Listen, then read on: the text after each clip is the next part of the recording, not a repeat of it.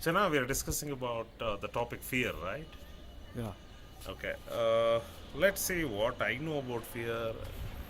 What I know and what I implement are two different things. Uh, Knowledge is not same as the wisdom. So I know a few things about fear. I am applying quite a few of them. And once you apply what you know, that's more than enough actually. It deals with a lot of things. The first part of the fear we have to see in a couple of aspects. One, there is something called as a healthy fear. So let's quantify it.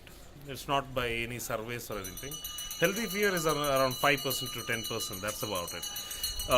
90% of the fear is unhealthy and it creates unnecessary emotions in us, stress, anxiety, and all those things.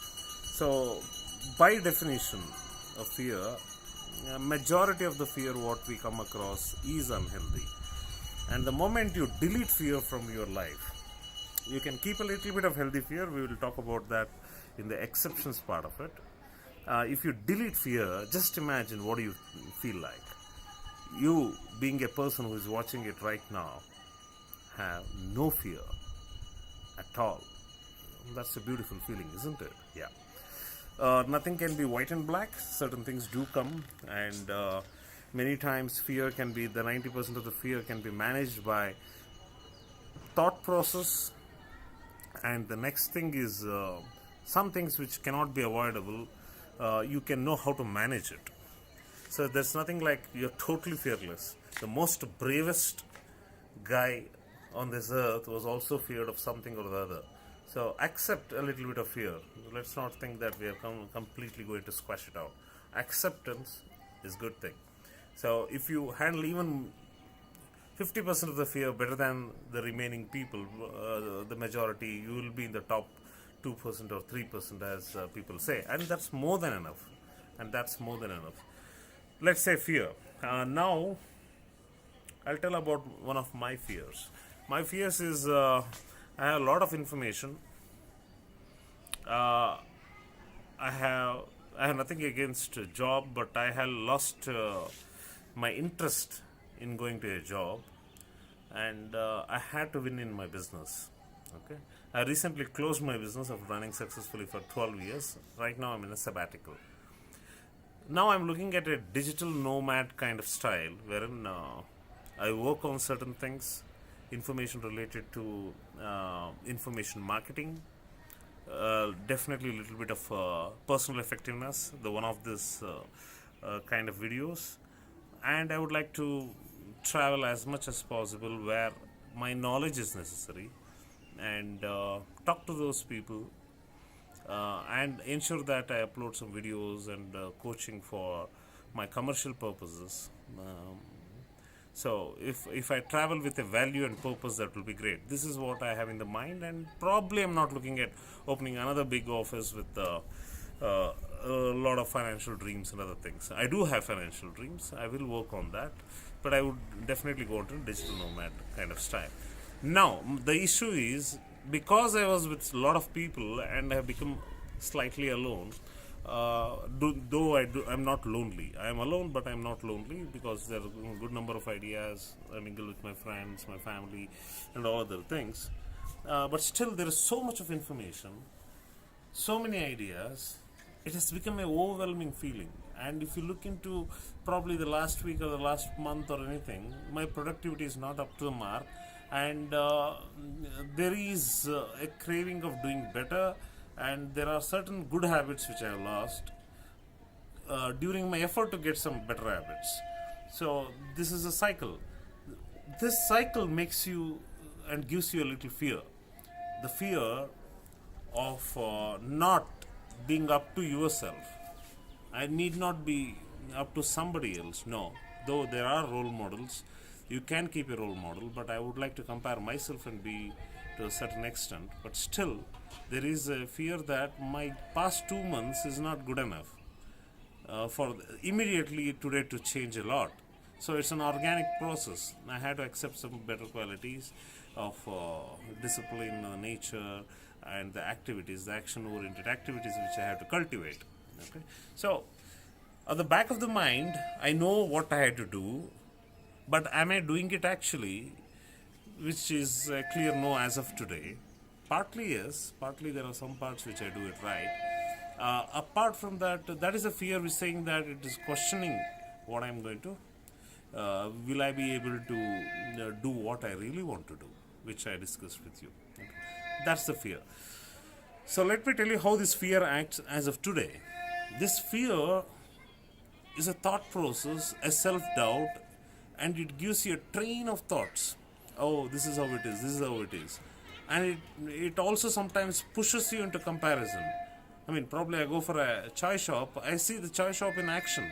He's making a profit every time. I'm not doing it, I'm making a loss every time. Whether it is time or habits or probably the very profession by itself. He's doing his profession. You start comparing to anybody and everybody and feel a little low. So it can take you. It is perfectly natural. It might be happening with you as well. It happens with everybody. That's perfectly natural. The question is how we will look into that. In the mind, what's happening is I go with a thought somewhere, and the environment drags me to a train of thoughts who are doing better than me or something which I am lacking, and that comparison actually draws you a lot. Though by knowledge I know you should not compare, but subconsciously it takes off sometimes. So at that time, you really have to stop and compare yourself and see what best you can do in the next half an hour or next 1 hour. Don't think about life at that time. That's rubbish. Life is a too long a period which can actually make your next half an hour lazy. Okay, so the next half an hour is what you got to think, and if you compare yourself, believe me, you're one among the best. So how to squash this fear? This fear is a train of thoughts. Look into the thoughts, be aware of it, question it. Question, a beautiful question what you can ask yourself is this useful? If the thoughts aren't useful, you can drop it. The other type of fear which I face effectively, I mean the solution is, think yourself as a warrior. You are tearing and moving forward with a valor. Okay, let's say your shirts are splitting away and everything, but you are just moving and moving. Okay, when you are in action and when you are courageous, okay, there won't be any fear existent. So this is the other method. The first method is the train of negative thoughts. You have to stop it. It will come. Don't stop it within a very arrogant attitude. It's quite a human nature. It comes, but ensure that you stop the train of thoughts and ask whether it is useful. The second thing, have a warrior mindset wherein you get into active action first. Whenever there is fear, get into action. Whenever there is fear, energy is energy, whether it's positive energy or negative energy. Energy is energy. Take even the negative energy and get into action. That's another kind of looking at fear. The third part, actually fear is a delusion. It doesn't exist in reality. It is the exaggerated thoughts of negative thoughts of what might happen or what others would have thought without a reality check which runs in your mind. Okay? So the magnitude of the fear in your mind, which creates the 100% of the feeling in your body right now, is actually false. 5% of that could be true. 95% is an exaggeration of that. And I believe you should understand every time when you are in fear how much is real and how much is fake. 100% you can't take on, even with probably a warrior mindset or with a good questioning or stopping the train of thoughts. But the best part is, once you know that it is just 5% remaining an exaggeration, you will be courageous by nature. The way you handle fear makes you more courageous. Fear keeps coming. Okay, there are external fears. There can be a tsunami or an earthquake and other things. Okay, they're all existent, isn't it? Somewhere subconsciously we might be afraid of one and other things. Fear of old age, fear of death. These are all inevitable things. Okay, everyone knows. Accept it, and these kind of fears don't require your solution. Don't ever think there is a solution for everything. I deny that fact.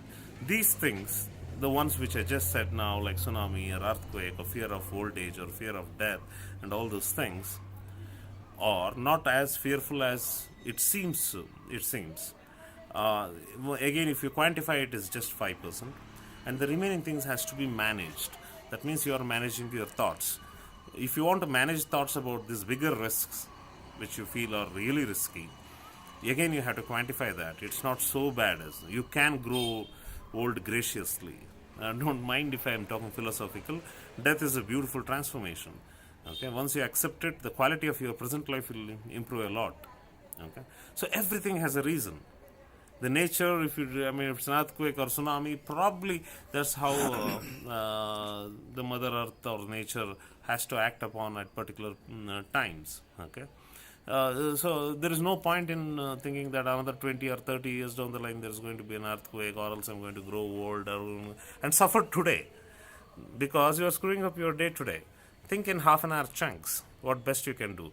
There are fucked up number of hours sometimes. Don't worry about it. In a day, let's say that your first hour is fucked up. Doesn't mean the remaining 10 or 20 hours has to be the same. So screwed up in the same way. You cancel that, move to the next half an hour. You cancel that and move to the next half an hour. Your awareness to make the next half an hour better, the process of thoughts which come into, and the action you get into, which makes that half an hour more brilliant, fear can't exist there. That's what you are actually craving for. And probably that's what you have to practice. This is again theory. This is knowledge what I have shared. Once you start applying and testing yourself, you'll get the results. You can customize it. You can have your own principles. You can have your own philosophy.